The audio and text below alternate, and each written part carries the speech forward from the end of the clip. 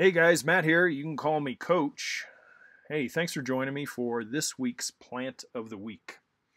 Well, as we turn the corner from August into September, we visit another overachieving perennial that I think is absolutely stellar. This week we take a look at Rudbeckia, or an old standby name is Black-Eyed Susan. This perennial is a powerhouse, literally a powerhouse of a bloomer in the late summer and early fall, when many other annuals and perennials are starting to think about their end of season performance. I have found this easy to grow performer to be a great pairing with yet another late season perennial, and that is the perennial aster with its mauve and blue and almost purple flowers. Great combination, great contrast. Rudbeckia comes in primarily warmer colors like bright yellow, orangish yellow, red, orange, and even one that's kind of a rusty colored red with black stripes. The plant ranges from about 18 inches with the Little Becky mix to as high as 3 feet tall with some of the other varieties. Some varieties have a slow spread by underground roots, and containment is really kind of easy and managed with a sharp spade or shovel, and you can dig up the parts that are going places where you don't want them and transplant them to places maybe that you want to populate, or give them to family and friends. You know, when dormant in the cooler months, some Rudbeckia clumps can even be divided, particularly one that I've used called Goldsturm, easily divided and populated in other parts of the yard or given away or tossed.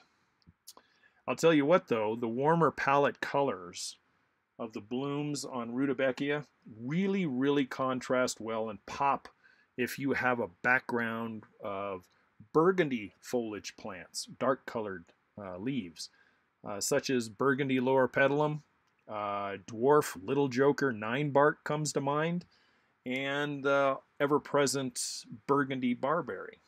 Great plants to have in a backdrop. With the orange and yellows and even some of the reds. Fantastic combinations. Taller varieties are nice as cut flowers, and that can be brought indoors for table and counter decorations. My experience has been about a 3-day shelf life, and they don't hold up much beyond that. But geez, if you cut them at 4 o'clock and had dinner at 6, it would make a fantastic table decoration, if you have enough of them. Soil conditions that Rudbeckia performs well in my experience, has been kind of a draining soil. You don't want a heavy-duty clay soil unless you really amend the living bejesus out of it. It'll work well then.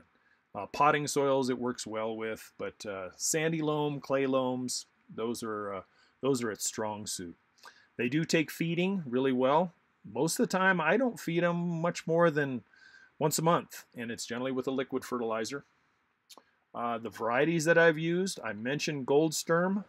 That's Gold, S-T-U-R-M, with its yellow blooms, sometimes with an orangish tinge.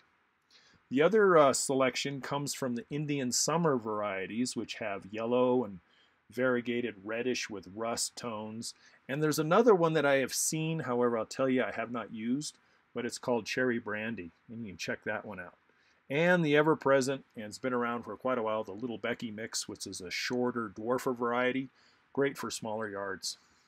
I'd also like to impress upon you to do mass plantings when you do this. Don't just do 1s and 2s. I would do minimum of 3, most likely 6, and even more if your yard can handle it, because the mass planting is what really makes that wow or awe factor that comes away with this particular plant. So if you are thinking of a good addition to a sunny perennial bed or planting bed, you may want to consider Rudbeckia. Usually available in the spring, early summer, maybe early fall on a special order. Again, like I always suggest, the better selections will always be at the smaller mom and pop nurseries and garden centers. You can always peruse varieties online as well, and in some cases probably make purchases and have them shipped to you. I do not have experience in that arena of plant buying. Maybe some of you can comment on that if you have some good success with online purchases. Anyway, guys, I hope this has some value to you. Rudbeckia is a great plant to catch up on and check in on. As always, thanks for joining me. Throw me a thumbs up if you don't mind. And if you haven't subscribed, please consider subscribing. In the comments below, you can leave any landscape question that you have. Also, at the outro of my videos, I always have an email of which you can email me a problem, and I'll get to you ASAP. I will catch up with you guys next week. Take care and stay healthy out there. As usual, this is Matt. You can call me Coach. Catch you next week. Take care.